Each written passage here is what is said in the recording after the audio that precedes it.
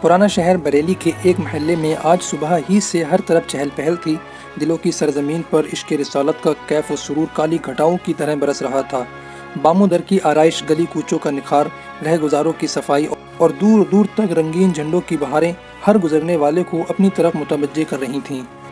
بالآخر چلتے چلتے ایک راہگیر نے دریافت کیا کہ آج یہاں کیا ہونے والا ہے؟ کسی نے جواب دیا، دنیا اسلام کے عظیم ترین شخصیت، دین کے مجدد، اہل سنت کے امام، عشق رسالت کے گنج، اعلیٰ حضرت فاضل بریلوی آج یہاں تشریف لانے والے ہیں۔ انہی کے خیر مقدم میں یہ سارا اہتمام ہو رہا ہے۔ پھر اس نے فوراً ہی دوسرا سوال کیا کہ کہاں سے تشریف لا رہے ہیں؟ کسی نے جلدی سے گزرتے ہوئے جواب دیا، اسی شہر، اسی محلہ سادہ گران سے ہی آ رہے ہیں۔ جواب سن کر وہ بوڑھا حیرت سے منہ تکتا رہ گیا اور دیر تک کھڑا سوچتا رہا۔ آنے والا اسی شہر سے آ رہا ہے، وہ آنا چاہے تو ہر صبح شام آ سکتا ہے۔ مسافت بھی کچھ اتنی طویل نہیں ہے کہ وہاں سے آنے والے کو کوئی خاص اہمیت دی جائے اور ایک نعمت غیر مترقبہ سمجھ کر اس کے خیر مقدم کا شاندار اہتمام کیا جائے۔ آخر لوگوں کے سامنے اپنے دل کی اس خلش کا اظہار کیے بغیر اس سے رہا ہی نہیں گیا۔ ایک بوڑھے آدمی نے ناصحانہ انداز میں اسے جواب دیا، بھائی پہلے تو سمجھ لو کہ آنے والا کس حیثیت کا ہے، کس شان کا ہے، کیسی ہستی ہے۔ اعزاز و اکرام کی بنیاد مسافر کے قرب و بعید پر نہیں ہے، شخصیت کی جلالت شان اور فضل و کمال کی برتری پر ہے۔ آج آنے والے مہمان کی زندگی یہ ہے کہ وہ اپنے دولت کدے سے نکل کر یا تو فرائض بندگی کے لیے خدا خانے میں جاتا ہے یا پھر جذبہ عشق کی تپش بڑھ جاتی ہے تو دیار حبیب کا سفر کر لیتا ہے۔ اس کے علاوہ اس کی شام و سحر اور شب و روز کا ایک ایک لمحہ دینی مہمات میں اس درجہ مصروف ہے کہ نگاہ اٹھا کر دیکھنے کی بھی اسے مہلت نہیں ملتی ہے۔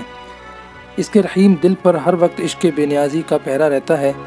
ہزار اندازے دل ربائی کے باوجود آج تک خیال غیر کو باریابی کی اجازت نہیں مل سکی ہے۔ اس کی نوک قلم کا ایک ایک قطرہ فکر و اعتقاد کی جنتوں میں کوثر و تسلیم کی طرح بہہ رہا ہے۔ اس کے خون جگر کی سرخی سے ویرانوں میں دین کے گلشن لہلہا رہے ہیں۔ اس کے عرفان و آگہی کی داستانیں چمن چمن میں پہنچ گئی ہیں اور لوح و کرتاس سے گزر کر اب اس کے علم و دانش کا چراغ کشور دل کی شبستانوں میں جل رہا ہے۔ عشق و ایمان کی روح اس کے وجود کی رگ رگ میں اس طرح بس گئی ہے کہ اپنے محبوب کی شوکت جمال کے لیے وہ ہر وقت بے چین رہتا ہے۔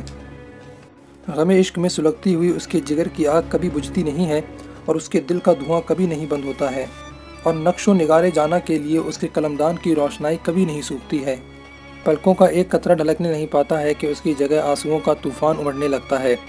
وہ اپنے محبوب کے وفاداروں پر اس درجہ مہربان ہے کہ قدموں کے نیچے دل بچھا کر بھی اہتمام شوق کی تشنگی محسوس کرتا ہے، اور جہاں اہل ایمان کے لیے وہ لالا کے جگر کی ٹھنڈک ہے تو وہیں اہل کفر کے حق میں بغیظ و جلال کا ایک دہتا ہوا انگارہ ہے۔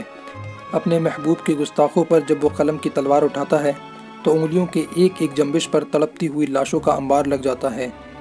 باطل کے جگر میں اس کے نشتر کا ڈالا ہوا شغاف اس کی زندگی کی آخری ہچکیوں تک نہیں بھر پاتا ہے۔ اور سن لو کہ وہ اپنے خون کے پیاسوں کو بھی معاف کر سکتا ہے، لیکن محبوب کی حرمت سے کھیلنے والوں کے لیے اس کے یہاں صلح اور درگزر کی کوئی گنجائش نہیں ہے۔ دوستی کا پیمان تو بڑی چیز ہے، وہ تو ان دشنام ترازوں سے ہنس کر بات کرنا بھی ناموس عشق کی توہین سمجھتا ہے۔ بارگاہ رب العزت اور شان رسالت میں اس کا ذوق و احترام و ادب اس درجہ لطیف ہے کہ متکلم کے قصد و نیت سے قطع نظر وہ الفاظ کے نوک پلک پر بھی وہ شرعی تعزیرات کا پہرا لگاتا ہے۔ ہوائے نفس کی دبیز گرد کے نیچے چھپ جانے والی شاہراہ حق کو اتنا خوش اسلوبی کے ساتھ اس نے روشن کر دیا ہے کہ اب اہل عرفان کی دنیا بیک زبان اسے مجدد کہتی ہے۔ فرش گیتی پر رحمت و فیضان کے چشموں کی طرح بڑھنے والوں کے لیے اب درمیان میں کوئی دیوار حائل نہیں ہے۔ اس کے فکر و نظر کی اصابت، علم و فن کا تجر، فضل و کمال کی انفرادیت، شریعت و تقوی کا التزام، مجدد شرف کی تربیت اور تجدید اشادات کا منصب امامت اور دین و سنت کے فروغ کے لیے اس کے دل کا عشق و اخلاص سارے عرب و عجم نے تسلیم کر لیا ہے۔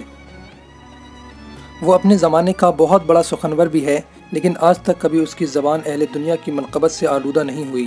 وہ بھری کائنات میں صرف اپنے محبوب صلی اللہ تعالیٰ علیہ وسلم کی مدح سرائی سے شاد کام رہتا ہے۔ وہ اپنے کریم آقا کی گدائی پر دونوں جہاں کا اعزاز نثار کر چکا ہے۔ دنیا کے ارباب ریاست صرف اس آرزو میں بار بار اس کی چوکھٹ تک آئے کہ اپنے حضور میں صرف باریاب ہونے کی اجازت دے دے، لیکن زمانہ شہادت ہے کہ ہر بار انہیں شکستہ خاطر ہو کر واپس لوٹنا پڑا۔ بوڑھے آدمی نے جذباتی انداز میں اپنی گفتگو کا سلسلہ جاری رکھتے ہوئے کہا، اب تم ہی بتاؤ کہ اپنے وقت کی اتنی عظیم و برتر شخصیت کی جس کی دینی اور علمی شوکتوں کے پرچم عرب و عجم میں لہرا رہے ہیں، اور جسے عشق مصطفیٰ کی وارفتگی نے دونوں جہاں سے چھین لیا ہے، آج اگر وہ یہاں قدم رنجہ فرمانے کے لیے مائل بکرم ہے تو کیا یہ ہمارے نصیبے کی معراج نہیں ہے؟ پھر اگر ہم اس کے خیر مقدم کے لیے اپنے دلوں کا فرش بچھا رہے ہیں تو اپنے جذبہ شوق کے اظہار کے لیے اس سے زیادہ خوشگوار موسم اور کیا ہو سکتا ہے؟ بوڑھے آدمی کی طویل گفتگو ختم ہو جانے کے بعد اس اجنبی راہگیر کے چہرے کا اتار چڑھاؤ حیرت و مسرت کے گہرے تاثرات کی نشاندہی کر رہا تھا، اور اب امام اہل سنت کی سواری کے لیے پالکی دروازے پر لگا دی گئی تھی۔ سینکڑوں مشتاقان دیدار انتظار میں کھڑے تھے، وضو سے فارغ ہو کر کپڑے زیب تن فرمائے، عمامہ باندھا اور عالمانہ وقار کے ساتھ باہر تشریف لے آئے۔ چہرہ انور سے فضل و تقوی کی کرن پھوٹ رہی تھی، شب بیدار آنکھوں سے فرشتوں کا تقدس برس رہا تھا، طلعت جمال کی دلکشی سے مجمع پر ایک رقت انگیز بے خودی کا عالم طاری تھا۔ گویا پروانوں کے ہجوم میں ایک شمع فروزہ مسکرا رہی تھی اور عندلیان شوق کی انجمن میں ایک گل رعنا کھلا ہوا تھا۔ بڑی مشکل سے سواری تک پہنچنے کا موقع ملا، اور اب پابوسی کا سلسلہ ختم ہونے کے بعد کہاروں نے پالکی اٹھائی۔ آگے پیچھے دائیں بائیں نیاز مندوں کی بھیڑ ہمراہ چل رہی تھی۔ کہار پالکی لے کر تھوڑی ہی دور چلے تھے کہ امام اہل سنت نے آواز دی، پالکی روک دو۔ حکم کے مطابق پالکی رکھ دی گئی، ہمراہ چلنے والا مجمع بھی وہیں رک گیا۔ اضطراب کی حالت میں باہر تشریف لائے کہاروں کو اپنے قریب بلایا اور بھرائی ہوئی آواز میں دریافت کیا، آپ لوگوں میں کوئی آل رسول تو نہیں؟ اپنے جد اعلیٰ کا واسطہ سچ بتائیں، میرے ایمان کا ذوق لطیف تن جانا کی خوشبو محسوس کر رہا ہے۔ اس سوال پر اچانک ان میں سے ایک شخص کے چہرے کا رنگ فک ہو گیا، پیشانی پر غیرت و پشیمانی کی لکیریں ابھر آئیں۔ بے نوائی آشفتہ حالی اور گردش ایام کے ہاتھوں ایک پامال زندگی کا آثار اس کے انگ انگ سے اشکار تھے۔ کافی دیر تک خاموش رہنے کے بعد نظریں جھکائے دبی زبان سے کہا، مزدوروں سے کام لیا جاتا ہے، ذات پات نہیں پوچھی جاتی۔ آپ نے میرے جد اعلیٰ کا واسطہ دے کر میری زندگی کا ایک سربستہ راز فاش کر دیا۔ سمجھ لیجئے کہ میں اسی چمن کا ایک مرجھایا ہوا پھول ہوں جس کی خوشبو سے آپ کی مشام جاں معطر ہے۔ رگوں کا خون نہیں بدل سکتا، اس لیے آل رسول ہونے سے انکار نہیں ہے، لیکن اپنی جانما برباد زندگی کو دیکھ کر یہ کہنے پر مجھے شرم آتی ہے۔ چند مہینے سے آپ کے شہر میں آیا ہوا ہوں، کوئی ہنر نہیں جانتا ہوں کہ اسے ذریعہ معاش بناؤں۔ پالکی اٹھانے والوں سے رابطہ قائم کر لیا ہے، ہر روز سویرے ان کے جھنڈ میں آ کر بیٹھ جاتا ہوں اور شام کو اپنے حصے کی مزدوری لے کر اپنے بال بچوں میں چلا جاتا ہوں۔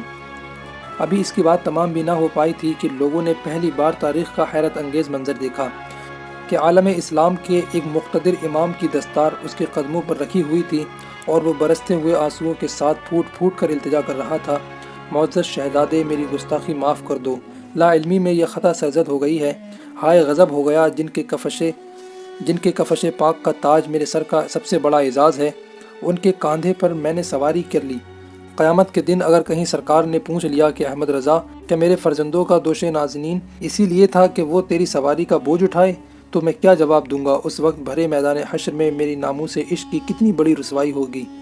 امام احمد رضا نے ایک لمبی آہ بھری اور کہا کہ اس ہولناک تصور سے کلیجہ شک ہوا جا رہا ہے۔ دیکھنے والوں کا بیان ہے کہ جس طرح ایک عاشق کے دلگیر روٹھے ہوئے محبوب کو مناتا ہے، بالکل اسی انداز میں اس وقت ایک عظیم المرتبت امام اس کی منت و سماجت کر رہا تھا، اور لوگ پھٹی آنکھوں سے عشق کی ناز برداریوں کا یہ رقت انگیز تماشا دیکھ رہے تھے۔ یہاں تک کہ کئی بار زبان سے معاف کر دینے کا اقرار کرنے کے بعد امام اہل سنت نے پھر اپنی ایک آخری التجائے شوق پیش کی، کیونکہ راہ عشق میں خون جگر سے زیادہ وجابت و ناموس کی قربانی عزیز ہے، اس لیے لاشعوری کی اس تقصیر کا کفارہ جب ہی ادا ہوگا کہ اب تم پالکی میں بیٹھو اور میں اپنے کاندھوں پر پالکی اٹھاؤں۔ اس التجا پر جذبات کے تلاطم سے لوگوں کے دل دہل گئے، فوراً فضا میں بے اختیار چیخیں بلند ہو گئیں۔ ہزار انکار کرنے کے باوجود آخر سید زادے کو عشق جنون خیز کی ضد پوری کرنی پڑی۔ وہ کیا رقت انگیز منظر ہوگا کہ جب اہل سنت کا جلیل القدر امام کہاروں کی قطار سے لگ کر اپنے علم و فضل، جبہ و دستار اور اپنی عالمگیری شہرت کا سارا اعزاز خوشنودی حبیب کے لیے ایک گمنام مزدور کے قدموں پر نثار کر رہا تھا۔ شوکت عشق کا یہ ایمان افروز نظارہ دیکھ کر پتھروں کے دل بھی پھٹ گئے، غفلتوں کی آنکھیں کھل گئیں اور دشمنوں کو بھی مان لینا پڑا کہ آل رسول کے ساتھ جس کے دل کی عقیدت و اخلاص کا یہ عالم ہے، تو خود نبی کریم صلی اللہ تعالیٰ علیہ وسلم کے ساتھ اس کی وارفتگی کا اندازہ کون لگا سکتا ہے۔ اہل انصاف کو اس حقیقت کے اعتراف میں کوئی اہل نہیں ہو سکتا کہ نجد سے لے کر سہارنپور تک رسول اللہ صلی اللہ تعالیٰ علیہ وسلم کی گستاخوں کے خلاف احمد رضا کی برہمی قطعاً حق بجانب ہے۔ صحرائے عشق کے اس روٹھے ہوئے دیوانے کو اب کوئی نہیں منا سکتا۔ وفا پیشائے دل کا یہ غیظ ایمان کا بخشا ہوا ہے، نفسانی ہیجان کی پیدائش نہیں ہے۔